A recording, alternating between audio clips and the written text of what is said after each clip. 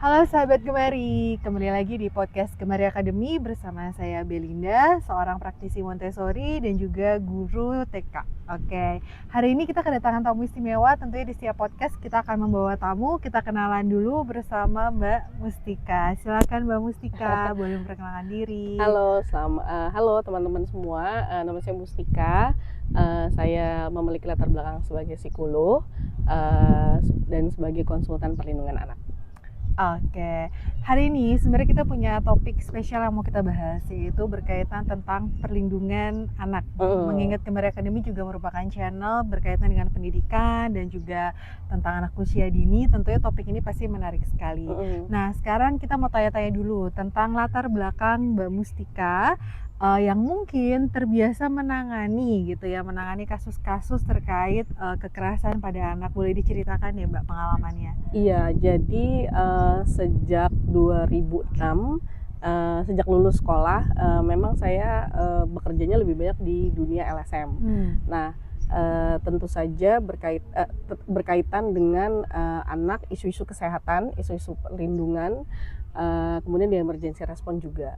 Nah, khususnya 8 tahun terakhir ini memang fokusnya kepada isu-isu kekerasan pada anak.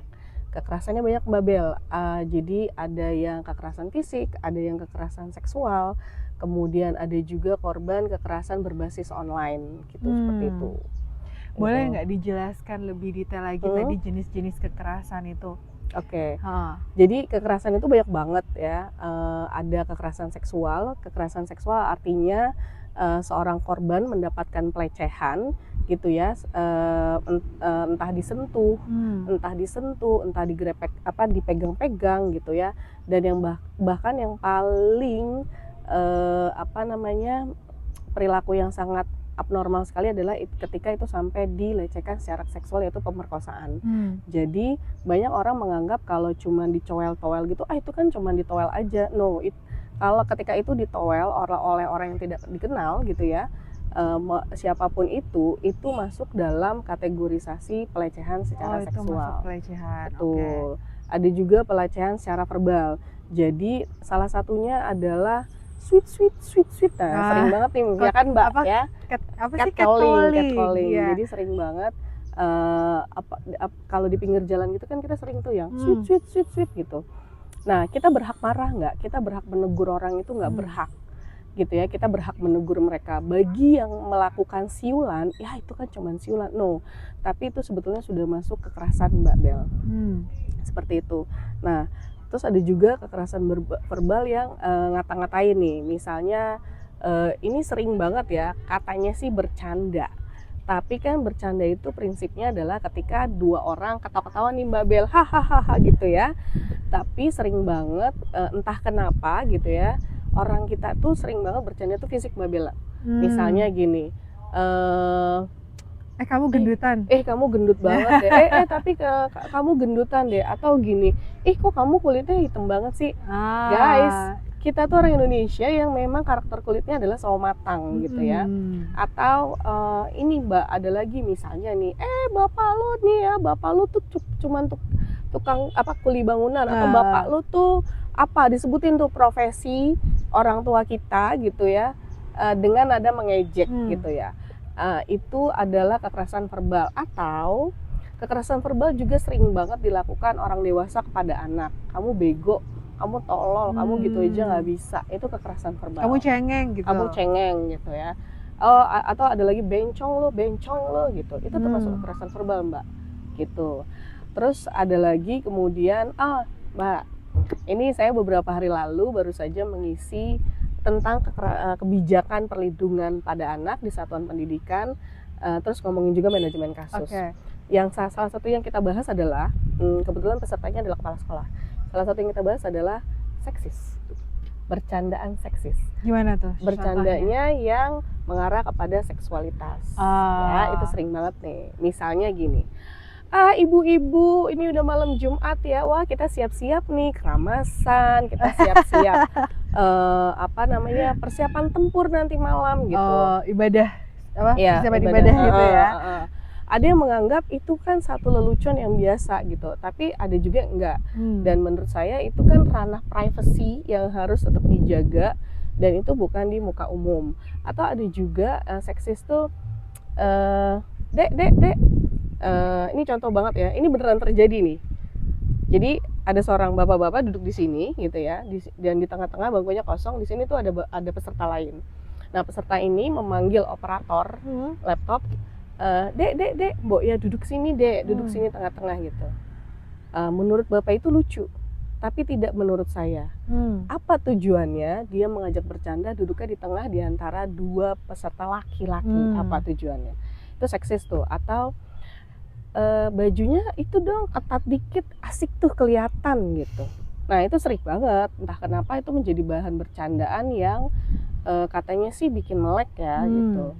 Boleh dong kita kreatif, tapi tidak di sekitaran seksualitas Mbak, atau bercanda-bercanda yang seksi seperti itu. Atau bokongnya montok atau membuat hasrat saya gimana gitu, itu sering banget. Dan itu diakui sendiri oleh para laki-laki atau bapak-bapak bahwa tapi itu menyenangkan loh, Mbak Mustika bercanda kayak gitu. Yuk kita cari, jangan menormalisasi. Nah ini Mbak Bel, kita tuh seringkali menormalisasi sesuatu yang sebetulnya tidak tepat gitu ya. Nah, itu kekerasan kayak GBO Mbak, kekerasan berbasis gender online. Jadi kekerasan ini terjadi secara online. Contoh konkretnya adalah saya waktu itu banyak menangani beberapa kasus.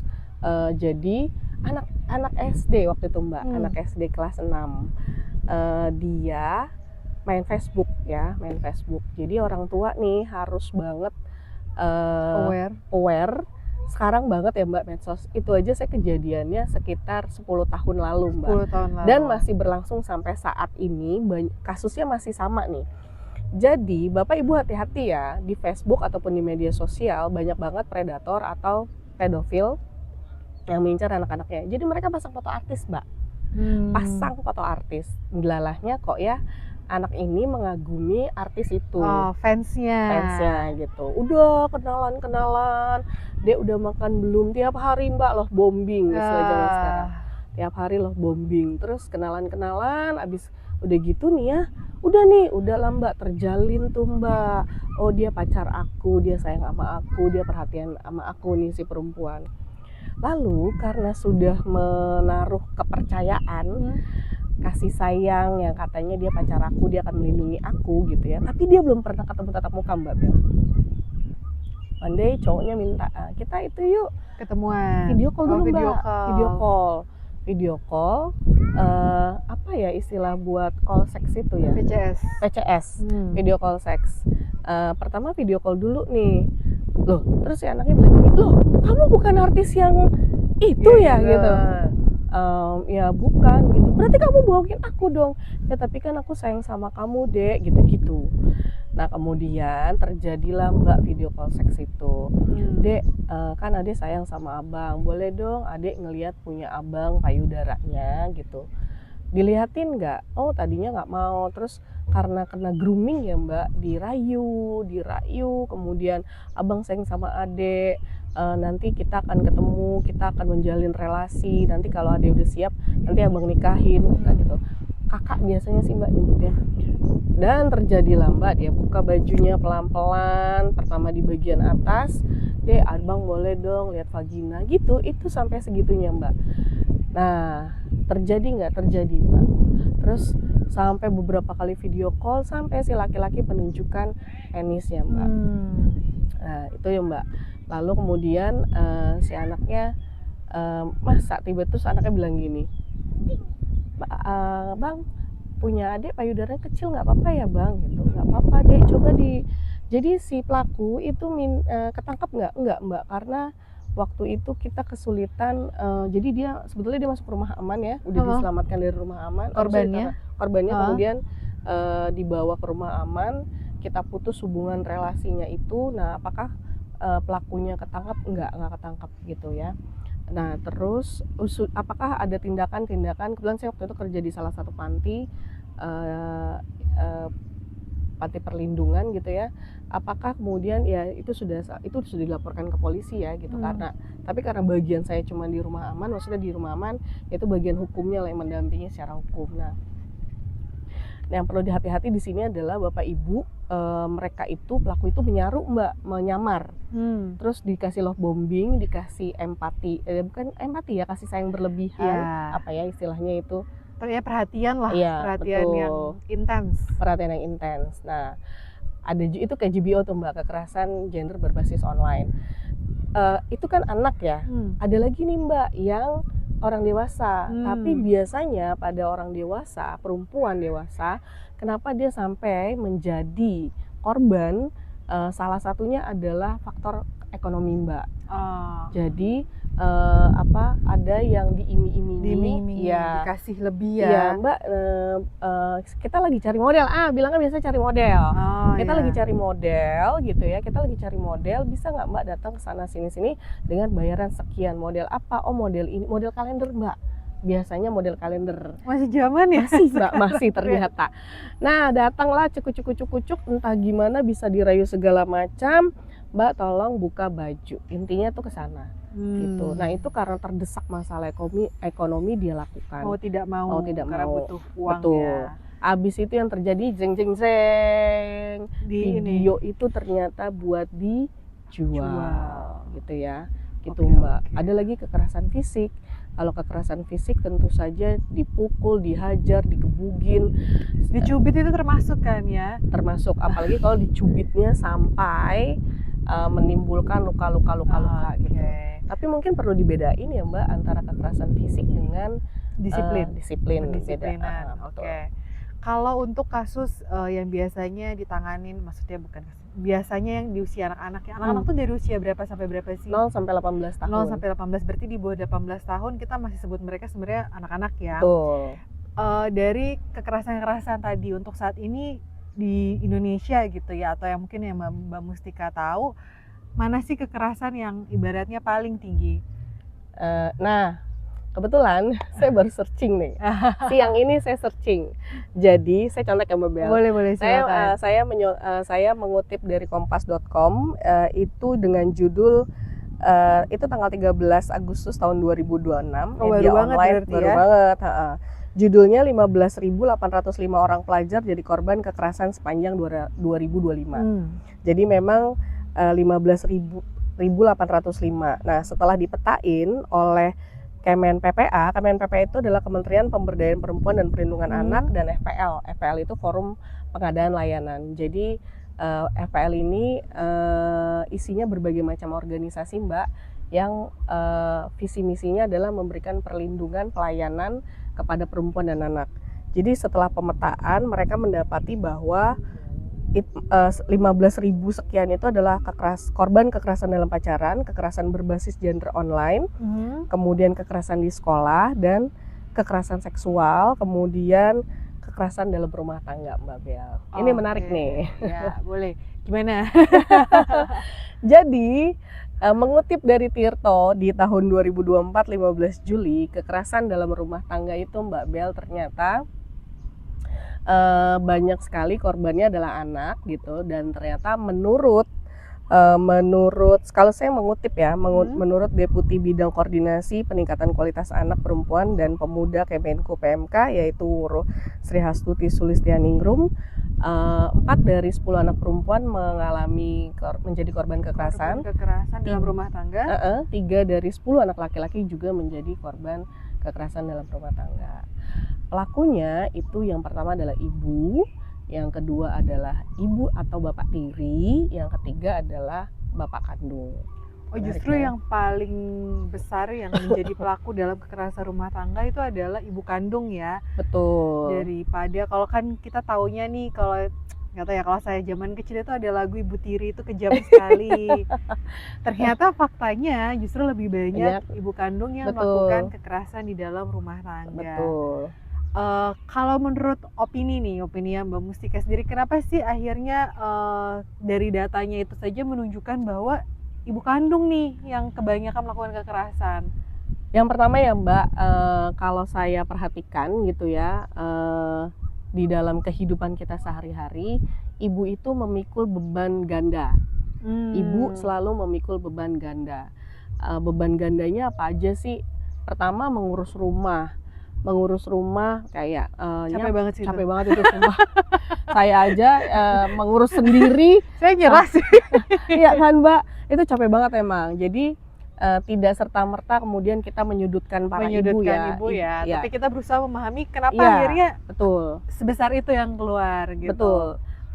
Tentu saja angka yang tadi 15.000 nih beda data nih Mbak. Kalau yang tadi saya sebutkan itu tidak ada data, belum ada datanya, cuman memang itu dari kutipan ya. Nah, kita pengen melihat dari sudut pandang bahwa pertama ibu tuh selalu mengalami beban ganda. Betul. Membersihkan rumah, beres-beres, wah itu capek banget gitu ya. Boleh Mbak? saya tambahin? Boleh dong. Membersihkan rumah, kalau yang memang di rumah mungkin kekeh ya bahwa yang bersihin rumah itu haruslah ibu. Kalau pakai pembantu dianggapnya lemah, dianggapnya nggak bertanggung jawab. Itu udah capek banget. Lalu nggak cuman itu ya, masak ya. Masak. Jujur ya, kalau jadi ibu, jadi istri, punya anak, apalagi anak lebih dari satu, yang dipikirin setiap malam, setiap pagi adalah mau masak apa. Betul Mbak, betul Banget. Terus mungkin di luar itu adalah tanggung jawab ke anak ya. Ya, betul. Yang berat banget kayak anak, misal nih namanya anak usia toddler, usia dini, atau yang nggak sampai harus usia dini lah, bahkan di SD, SMA pasti kan selalu ada konflik, selalu ada problems gitu ya. Tapi kayaknya kesannya kayak semuanya kalau terjadi hal yang buruk yang disalahin ibunya. Iya, betul. Ibunya nggak becus, ibunya nggak bisa ngajarin. Betul gitu. Mbak, betul banget. Nah itu adalah stigma yang terjadi di masyarakat kita ya. Jadi ibu itu benar-benar menjadi garda terdepan nih ya. Jadi dia punya beban ganda dia punya beban ganda, kemudian dia juga harus mengurus suaminya gitu ya. Kalau rumah kotor yang disalahin ibu, kalau anak nggak pinter, kalau anak dianggap nakal oleh masyarakat yang disalahin ibu. Tapi begitu anak mencapai ranking atau berhasil yang dibanggakan bapaknya. Mari para yang menonton podcastnya Gemari ini entah seorang bapak gitu ya atau laki-laki gitu, mari kita membagi beban itu menjadi bareng-bareng gitu ya. Betul. Terus kalau suami ibaratnya makan di luar, seolah-olah si istrinya nggak bisa masak. Gitu. Oke, bener Mbak Bel, bener kan? Terus kalau misalnya si bajunya keseringan laundry, ibunya dibilang males gitu ya. Padahal udah dibeliin mesin cuci. Iya, tapi capek gitu. tetap ya. Capek sih, tetap laundry sih. Nah Mbak, untuk itu maka para bapak-bapak nih ya, atau para emas-emas yang belum menikah, belajarlah parenting untuk memahami sebetulnya pengasuhan itu tuh bagaimana Mbak Bel. Pengasuhan itu seperti apa? Terus apakah kita memang harus sama-sama atau ya udah kan bapak udah cari uang seharian kerja di kantor misalnya gitu, ya udahlah itu tugasnya ibu. Percayalah, tugas menjadi ibu 24 jam itu nggak pernah berhenti ya Mbak. Iya, jadi berhenti. Manajer keuangan. Ibu itu kalau disuruh cari duit sendiri bisa. Iya bener. Kepepet bisa banget ya. Bisa kok mereka, apain aja masih bisa. Nah, oke. Jadi gini Mbak Bel, ada baiknya para tetangga, para netizen terhormat gitu ya, alih-alih kita ikut mengomentari kondisi seorang ibu, ada baiknya misalnya kita menawarkan bantuan. Kalau tetangga support, misalnya kita saudara, kita ngeliat saudara kita, duh kayaknya dia capean banget nih gitu ya, ya ditawarin bantuan gitu. Kalau kita nggak bisa menawarkan, misalnya nih Mbak, secara ekonomi misalnya uang gitu ya, ya udah kita tawarkan bantuan secara fisik. Ada yang bisa saya bantu nggak? Anak kamu saya pegang deh, saya urus harian ini supaya kamu bisa istirahat gitu ya. Atau para suami memberikan waktu sehari 2 hari gitu ya dalam sebulan, udah kamu istirahat, me time ya, istilahnya me time gitu, biar anak-anak diasuh oleh saya atau dirawat oleh saya atau main sama saya. Coba deh para bapak-bapak mencoba untuk gantian peran gitu ya. Saya tidak ingin membalikkan peran, tapi berbagi boleh gitu. Berbagi peran itu kan satu hal yang normal ya Mbak. Contohnya kalau dalam Islam Nabi Muhammad Mbak, apa enggak ya dia menyingsingkan lengan bajunya untuk membantu istrinya membuat roti. Itu kan cerita yang sangat terkenal ya Mbak Bel ya. Begitu. Nah yang kedua Mbak Bel, yang penting adalah sebelum kita menikah atau sebelum punya anak gitu ya, untuk kedua pasangan mungkin bisa kemudian melihat kondisi dirinya, apakah ada pola pengasuhan di zaman kecil yang membuat mereka mengalami zaman sekarang tuh ngetrennya kata-kata luka batin gitu ya. Luka batin. Kalau saya sebutnya luka generasi ya. Oh, luka generasi, betul. Iya. Gitu Mbak Bel. Jadi pastikan bahwa pulih adalah satu proses yang sangat panjang. Apakah seseorang yang ingin menikah tapi belum pulih boleh menikah? Boleh saja. Yang penting memahami luka generasi saya apa. Kemudian ketika kita sudah memahami, kita carilah informasi sebanyak-banyaknya bagaimana kemudian itu diputus. Itu kan banyak tuh ya Mbak di medsos, cukup di saya aja gitu ya. Jadi kalau dulu pola asuh kita VOC Mbak, ya, pakpok gitu kalau ya. saya pasif agresif. Pasif agresif ya. Oh ya oke. VOC itu ya kan terkenal VOC tuh. Maka bisa nggak ya kita kira-kira tidak melakukan itu? Saya rasa bisa-bisa saja karena kan sekarang media tentang parenting tuh banyak banget ya Mbak Bel ya. Media parenting itu banyak banget. Terus kayaknya sekarang udah mulai ya, saya nggak tahu ya, tapi mungkin mereka udah mulai aware ya bahwa mental health, apa sih istilahnya kalau sekarang tuh wellness ya, pokoknya mental health, well-being ya, personal well-being itu harus selesai, harus bagus dulu, baru mereka bisa berpikir untuk memiliki anak. Gitu. Oke. Tapi saya mau menambahkan berkaitan tentang kenapa ibu itu bisa jadi nomor 1 ketika dalam kekerasan rumah tangga gitu ya. Secara data, kadang orang itu menganggap bahwa perempuan itu tugasnya memang hanya sekedar hamil dan melahirkan gitu ya. Oh iya. Tanpa mereka pasangan, bahkan nggak cuma pasangan, bahkan sesama perempuan yang mungkin udah jadi mertua atau ibu itu tidak juga memahami apa yang terjadi. Ketika kita hamil gitu lah, ketika seorang perempuan ada mulai hamil, hormonnya berubah, melahirkan hormonnya berubah, menyusui hormonnya berubah, terus kadang kena baby blues, kadang cuma dianggap kayak lebay. Itu kamu aja yang lemah. Dulu ibu waktu ngelahirin langsung jalan. Ya, oke. Jadi kadang support system itu penting bahkan dari sebelum kehamilan ya. Sebelum kehamilan itu penting banget untuk para pasangan, untuk keluarga terdekat, untuk bisa selalu support gitu loh. Karena begitu dia akhirnya melahirkan ternyata nggak dapat support system, punya anak tuh rasanya nggak menyenangkan.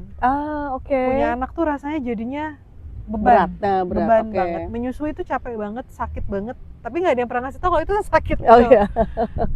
Dia harus ngadepin sendiri, dia nggak tahu harus ngapain gitu ya, sehingga kadang di saat itu ngelihat anak itu rasanya jadi beban gitu, rasanya bukan hal yang menyenangkan. Membesarkan itu mungkin cintanya tumbuh terlambat nanti. Gitu sih, itu aja sih. Iya, saya mau sedikit menambahkan Mbak Bel. Saya sangat sepakat ya bahwa support system itu penting ya. Jadi para perempuan di luar sana mohon juga untuk tidak membanding-bandingkan. Jadi gini kan ada woman support woman ya Mbak, tapi justru kadang-kadang yang menjatuhkan mental perempuan itu adalah sesama perempuan. Dan biasanya orang-orang terdekatnya sendiri yang menjatuhkan. Jadi teman-teman yang menonton podcastnya Gemar ini, cobalah kita usahakan jangan julid mulut kita ke orang ya kalau kita nggak bisa ngasih bantuan. Jangan julid kalau nggak bisa kasih bantuan gitu ya. Satu, yang kedua jangan membandingkan hidup kita dengan hidup orang lain. Biasanya adu susah gitu loh Mbak. Adu nasib. Betul. Aku aja dulu. Nah nih Mbak, aku ingat banget beberapa bulan terakhir ini di medsos tuh banyak banget kan ada beberapa artis yang melahirkan normal tanpa robekan gitu ya. lalu kemudian dikomentari, gila hebat banget ibu ini melahirkan normal tanpa robekan bla bla bla bla bla. Sampai kemudian ada perang di medsos, maksudnya perang komentar ya Mbak, di medsos. Dikira yang SC juga nggak hebat gitu ya. Nah kayak gitu-gitu. Please tolong para perempuan jangan membanding-bandingkan kondisi seseorang. Apapun cara melahirkannya itu semua hebat karena pertaruhannya adalah yang penting tuh semuanya selamat. Iya, anak selamat, ibunya selamat gitu. Anak bisa hidup lama, ibu bisa hidup lama. Betul. Gitu. Nah, itu tuh selalu jadi trending ya. Iya. Kayaknya saya kira dulu saya pikir karena saya melahirkan, oh itu trending pada saat itu. Ternyata sampai saat ini semua tetap jadi trending. Sama Mbak. Sesar versus normal. DBF versus mom apping. Nah, terus ASI versus SUFOR. Ya, please tolong jangan membandingkan karena perbandingan itu tidak akan selalu apple to apple Mbak. Ya, biasanya orang-orang yang melakukan perbandingan dia insecure. Tuh iya Mbak, sama dia mencari ini Mbak, dia mencari orang lain yang lebih di bawah, lebih menderita ya, apa di bawah enggak gitu. dia. Ya karena terbiasa aku bagus kalau ada orang lain di bawah aku. Betul. Gitu. Padahal nggak, kau bagus nggak peduli dengan siapa dan siapa ya. You are still good sih. Iya, gitu. betul Mbak Bel. Nah Mbak, aku mau lanjut. Kalau tadi kita ngomongin masalah kekerasan dari rumah tangga yang biasanya memang korbannya anak-anak, dan tadi pelaku yang paling banyak ternyata adalah ibu kandungnya sendiri. Tadi kita udah bahas berkaitan tentang kenapa sih akhirnya seperti itu, seolah-olah kayak ibu kandung kan harusnya menyayangi, tapi ternyata perjalanan menjadi ibu tuh nggak gampang gitu ya. Betul. Nah yang berikutnya sekarang sering banget jadi sorotan adalah kekerasan seksual. Kekerasan seksual pada anak yang ya di mana aja deh, dalam pacaran, di sekolah pun bahkan ada ya, sekolah-sekolah yang umum maupun yang private, yang khusus, yang negeri maupun yang swasta gitu, itu juga banyak. Atau bahkan nggak usah sampai di lingkungan sekolah ya, di rumah dan di lingkungan sekitar rumah itu juga ibaratnya seolah selalu ada ancaman kekerasan seksual. Betul Mbak. Nah dari Mbak Ika sendiri, sepengalaman Mbak Ika yang bisa dilihat gitu, apa sih sebenarnya yang bisa dilakukan kita sebagai orang dewasa untuk bisa ngebantu anak-anak ini punya perlindungan sendiri? I mean kita kan nggak bisa melindungi anak itu setiap hari ya. Betul. Semakin bertumbuh besarnya anak, dia pasti harus punya ibaratnya shield lah, punya pagar tersendiri. Nah itu bagaimana cara membentuknya? Oke, yang pertama saya mau kasih tahu dulu nih ya, pelaku kekerasan seksual itu selalu adalah paling banyak itu adalah orang terdekat Mbak Bel. Paling banyak itu justru orang terdekat ya. Secara pengalaman saya itu selalu orang terdekat gitu ya. Misalnya siapa nih? Misalnya bapak kandung, bapak tiri, kakak, kakek, paman gitu, masih tetangga. Hubungan darah ya. Masih ada yang hubungan darah gitu ya, atau tetangga Mbak, tetangga dekat yang sering main, sering dititipin. Maka Bapak Ibu, apa yang bisa kita lakukan? Yang pertama, ajari anak kita, satu, ini adalah area privasi. Ada 3 kan area privasi yang tidak boleh disentuh. Yaitu bagian alat-alat vital ya. Kalau perempuan payudara, kemudian vagina, bokong. Kalau laki-laki juga sama. Ya, sebetulnya gitu. Nah, itu yang pertama. Ajari anak Bapak Ibu bagian vital yang tidak boleh disentuh. Yang kedua, selain bagian vital, bagian tubuh lain tuh juga nggak boleh disentuh Mbak, tanpa persetujuan si anak ya, tanpa persetujuan si anak itu nggak boleh. Nah kemudian Mbak, ajari anak untuk berani berteriak, untuk berani meminta tolong atau berteriak ketika ada yang menyentuh. Itu terutama adalah orang tidak dikenal dulu nih. Orang tidak dikenal ya. Orang tidak dikenal. Kalau ada orang yang dikenal gimana? Maka si anak harus diajarkan untuk langsung mengadu kepada orang tua. Ya. Kalau pelakunya bapak kandung, nah ini Mbak, paling susah, ini PR banget. Ini PR banget ya Bapak Ibu sekalian. Dari pengalaman saya, ketika pelakunya adalah masih saudara Mbak, entah bapak kandung, kakak, om, itu susah banget. Maka yang perlu Bapak Ibu lakukan adalah anaknya tiap malam tuh ditanya, atau itu tiap malam ditanya tuh Mbak, hari ini gimana di sekolah, hari ini kamu main sama siapa gitu ya. Terus anak disuruh diajarkan untuk berani berceritanya tuh dengan cara apa? Jelaskan kepada mereka kata-kata ancaman. Misalnya, Dek, ini ya yang namanya kata-kata ancaman. Awas kamu, biasanya gini nih Mbak, ancaman yang diberikan oleh pelaku, kamu awas ya ngadu ke ibu. Biasa gitu tuh, kalau pelakunya adalah bapak, awas ya kamu ngadu ke ibu kamu gitu. Nanti ibu kamu saya kamu nggak nurut nanti akan terjadi sesuatu pokoknya. Iya gitu Mbak. Jadi ajarin itu, terus kemudian katakan kepada anak, ini adalah kata-kata ancaman, maka yang perlu kamu lakukan adalah kalau kamu takut berbicara, tulis surat, kasih ke orang yang sangat kamu percaya. Guru kamu kah kamu percaya, atau ibu kah gitu, atau pokoknya anak disuruh kita ajarin anak cari orang yang membuat kamu percaya, cari orang yang kamu sangat nyaman gitu. Nah, ruangnya gimana?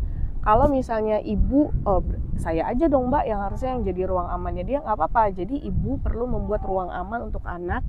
Kamu percaya loh sama ibu nih akan membantu kamu kayak gitu. Nah, jadi boleh Mbak nulis surat Mbak. Oh ya, karena nggak boleh ngomong, tulis surat aja ya. Iya, bisa ya, jadi ajarin ke anaknya. Kalau kamu diancam, awas ya kalau kamu ngadu ke yang lain, nanti akan saya bla bla bla, akan saya bunuh apa segala. Biasanya ancamannya gitu Mbak.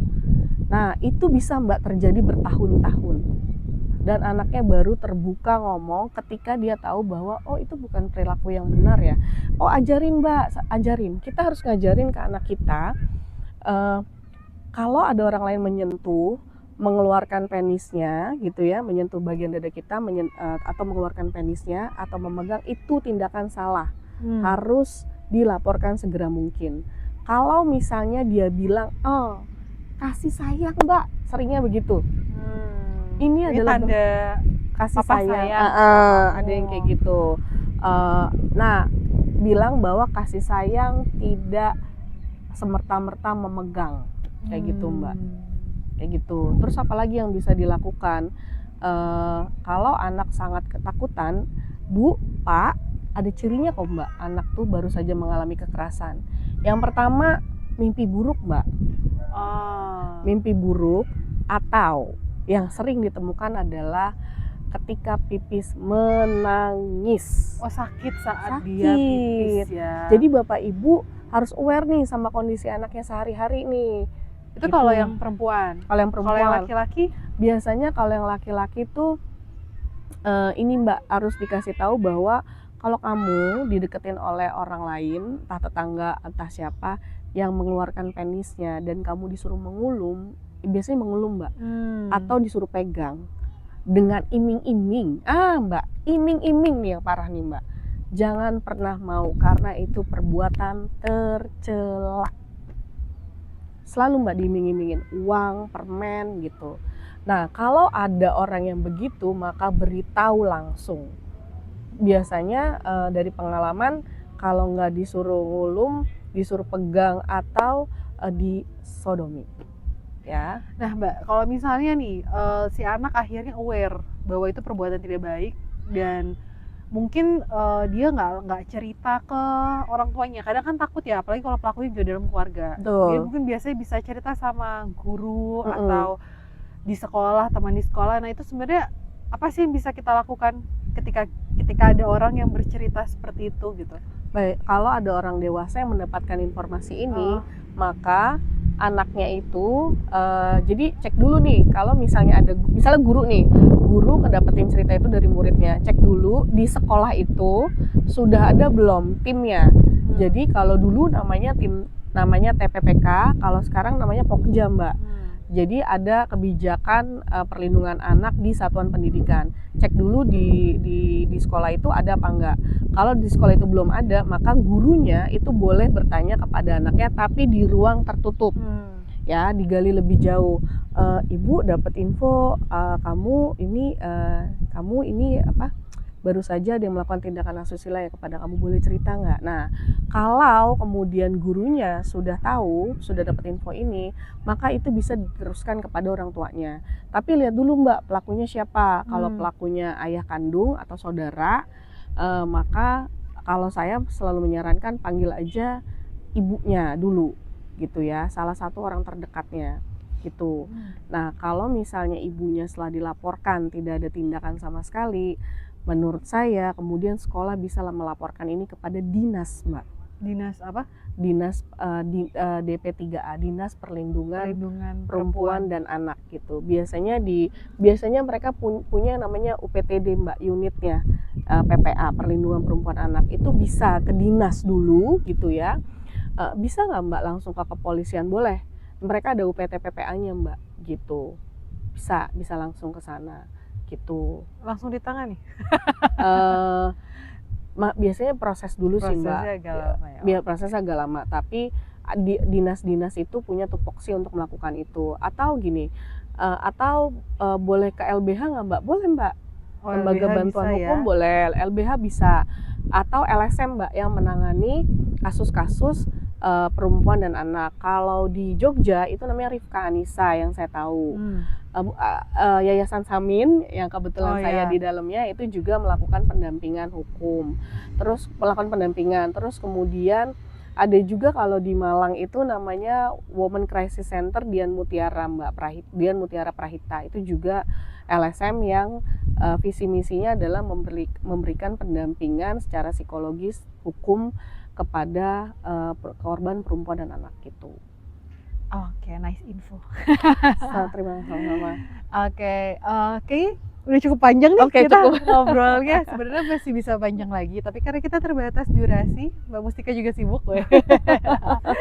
Jadi hari ini kita udah bahas tentang kekerasan dalam rumah tangga dan juga kekerasan seksual dan apa yang bisa dilakukan. Infonya bermanfaat sekali karena sebenarnya di luar sana banyak sekali orang tua yang worry. Berkaitan juga akhirnya banyak yang meminta kadang bikin kelas pendidikan seksual untuk anak dong gitu betul, ya. Karena mereka kadang bingung ya, mungkin karena kita masih di masa dulu dididik bahwa hal-hal seperti itu saru. Iya, tabu ya. Jadi nggak boleh banyak diomongin, tapi di sisi sekarang ancamannya semakin besar gitu. Jadi mau tidak mau mereka masih kesulitan nih untuk membuka hal yang tabu ini untuk jadi knowledge gitu loh. Jadi knowledge.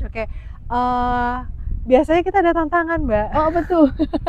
Tantangan untuk tamunya adalah buat pantun. Oh pantun ya? Iya, coba kita kasih waktu 10 detik, Mbak Mustika silakan berpikir, lalu kita akan kasih waktu untuk pantunnya ya. Apa ya? Satu.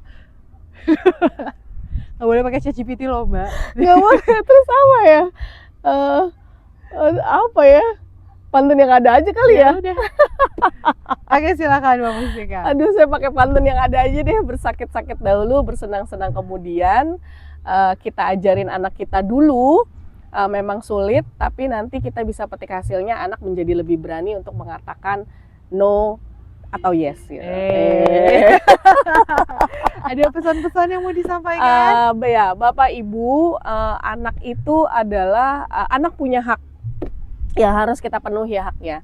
Hak tumbuh kembang, hak hidup, hak tumbuh kembang, hak hidup, hak berpartisipasi. Satu lagi saya lupa. Jadi Bapak Ibu tolong penuhi hak-hak itu karena anak juga berhak untuk menikmati masa perkembangannya dengan bebas, dengan layaknya sebagai anak gitu, bahagia. Gitu Mbak. Baik, thank you Mbak Mustika. Sama-sama Mbak Belinda. Kita di candi yang lagi dipugar. Bukan, lagi di apa? Lagi di perawatan. Lagi perawatan. Oke, see you. Bye-bye. Thank you.